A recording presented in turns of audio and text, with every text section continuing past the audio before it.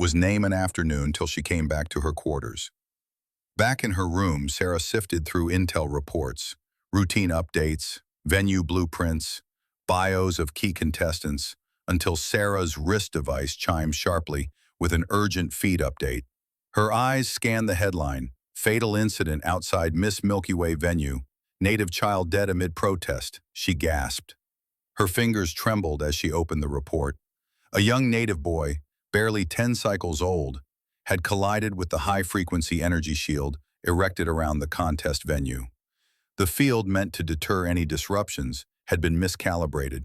It wasn't supposed to be lethal, but it had vaporized the child in a second. Sarah staggered back, her mouth agape.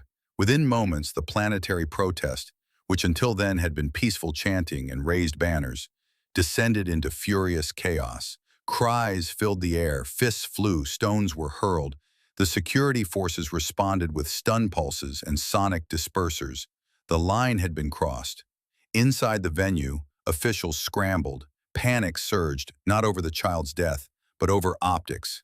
"This can't leak to the rest of the star systems," one PR handler whispered. "Shut down the feeds. Send credits to the press. If this goes interstellar, the contest's legacy is finished." Orders were issued to silence all transmissions. Hushed bribes flowed. Only the attendees on planet knew the truth, for now. Far from the chaos, in a hidden sacred enclave deep within the luminous forest, the native people gathered once more. "Master Theron, you asked us to be still, to protest with dignity. And yet, they see us as nothing. They encased our sacred land in deadly barriers, and a child, our child, was lost." Vael Theron opened his eyes. They glowed a quiet silver. His voice, though aged, carried deep resonance. "I know, Mira. I felt his passing." The crowd quieted, heavy with emotion. A child was gone. A native child, scorched by a human-made energy barrier meant for war, not peace. The murmurs around Vael swelled into voices. Frustrated, bitter, old instincts awakening. "This is not the peace we chose. They mock our silence with weapons. Let us return to who we were. We are not ornaments to be ignored. We laid down our arms to build a sacred life here, not because we were weak, but because we believed strength could be reborn as wisdom. But wisdom does not mean submission. We offered silence. They returned it with death. We offered dignity. They built walls of lethal light."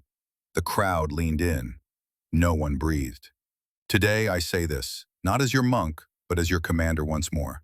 His voice deepened, echoing against the stone around them. "If peace has been denied, then so be it. The fire that forged us is not gone. It has waited, quiet, patient, and now it returns." A roar erupted, deep, primal, a warrior race reawakening. The stage shimmered like a galaxy unto itself. Thousands of sentient beings from across star systems, seated in domed tiers, stars projected on the ceiling above, giving the illusion of space. On stage, a contestant stood in a flowing robe that flickered like moonlight.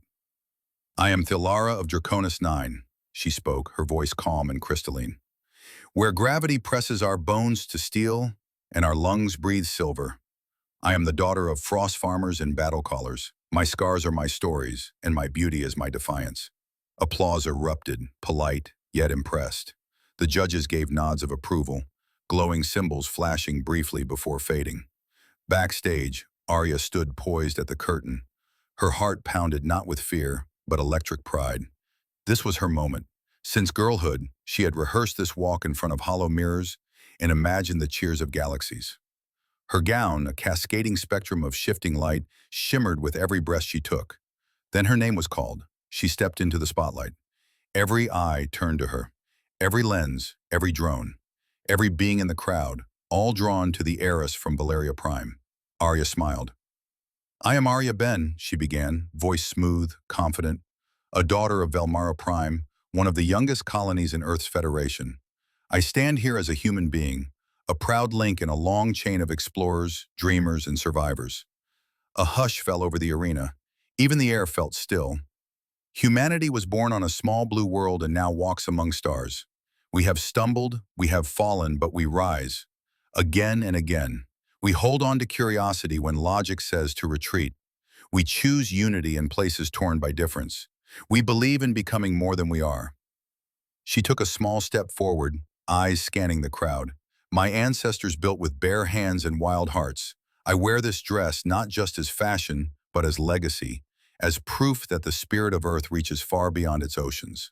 Applause had just begun to rise when, boom, the floor quaked beneath her feet. A distant low rumble rolled through the arena like thunder through metal. Gasps filled the chamber. Arya staggered slightly, catching her balance mid-sentence. Her instincts, dulled by luxury but sharpened by recent warnings, kicked in. Sarah was already moving. She leapt onto the stage, eyes on her tactical bracer. The readouts were flashing red. "We've got company," Sarah muttered, mostly to herself. Her fingers swiped rapidly across the bracer's display. Surrounded, entire venue. "Zaryans," she said aloud, face pale but focused. "They're here." Arya turned toward her, momentarily stunned. "Woo, what do you mean? Why would they?" "Because," Felix said, suddenly beside them, voice dry as ever, "you were the brightest light on the planet, and now the Moss have arrived." "Stay low." She raised her blaster. Two shots, one aimed at the ceiling conduit, sent a steam pipe bursting above the Zaryans' heads. Scalding mist filled the corridor. They flinched. That was all she needed. "Felix, left route! Already hacking the bypass!" Felix shouted, fingers flying on a control panel. "Oh, the things I do for fashion's favorite heiress!" Arya ducked, coughing, watching Sarah with a strange mix of awe and fear. "You've done this before," Arya whispered. "Too many times," Sarah said without turning. "Tunnel shortcut." Felix's override clicked and the maintenance door opened, revealing a narrow service shaft. "Through here," Sarah ordered. Arya hesitated only a second before crawling in.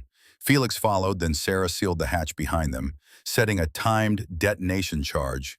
As they crawled into the narrow dark, footsteps pounded above them. Arya's voice came, soft but shaken. "I wasn't ready for this." "No one is," Sarah said, "but we don't get to wait for readiness. We move. We survive." Behind them, the charge detonated. Dust filled the tunnel. The path opened up at last. Blinding floodlights, the distant hum of massive engines, and there it stood, Arya's ship. Sleek, opulent, lined with gold accents and glimmering white hull panels. It looked more like a spaceborne ballroom than a vessel for survival. "Finally," Arya gasped, stumbling forward, "my baby's still intact." "She would be," Felix muttered, scanning the horizon. "Zaryans may be angry, but even they wouldn't dare scuff a million Terracred paint job." Sarah didn't stop. She raised her wrist console and tapped it twice. The ship responded instantly, recognizing her override. "Ramp opening," she said. "Move." The hatch hissed open. Lights ignited along the floor like a runway on fire. They sprinted in. Felix looked back one last time and quipped, "If I get captured, I want at least 3 statues in my memory."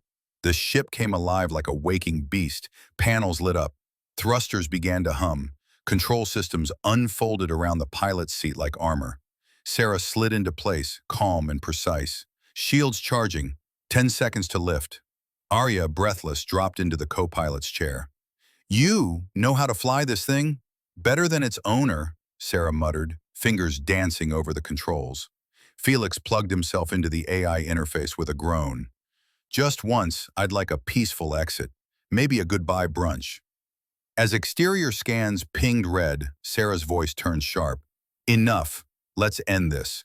She tapped a hidden panel on the console. The ship transformed. Armored plates slid into place. Gold vanished under military-grade shielding. Twin plasma turrets rose from beneath. Missile pods locked into position. A dorsal laser array hissed open, glowing menacingly. Arya stared in shock. "What the? This ship can do that?" Sarah didn't even glance back. Velmara's ships have secrets, Federation protocol. Even Felix raised an eyebrow. "Remind me never to question your taste again." From behind rocky outcrops, a squad of Sioran scouts watched the sleek ship morph before their eyes. "It's transforming." "That's no transport." Panels slid back. Turrets deployed. Missile bays opened. The golden vessel became a silent war machine. "Field command, one scout radioed. "The human ship is armed, heavily." Inside a black, obsidian-woven command tent, the Shioran commander studied the live feed. Advisors murmured. He raised a hand. Silence. Sarah's face appeared on the screen, calm, defiant. "This is Sarah KAEL. Fire on this ship, and I return fire. No threats, just physics." The commander narrowed his eyes. "We haven't harmed her." "Not yet," Sarah replied. "But you broke your own code. Fire once, and this ship answers." Outside, the ship's clamps groaned as it lifted. Dust and flame kicked up. Sioran soldiers scrambled, mounting plasma cannons, laser turrets, and pulse rifles. Arya's voice cut through the cockpit noise.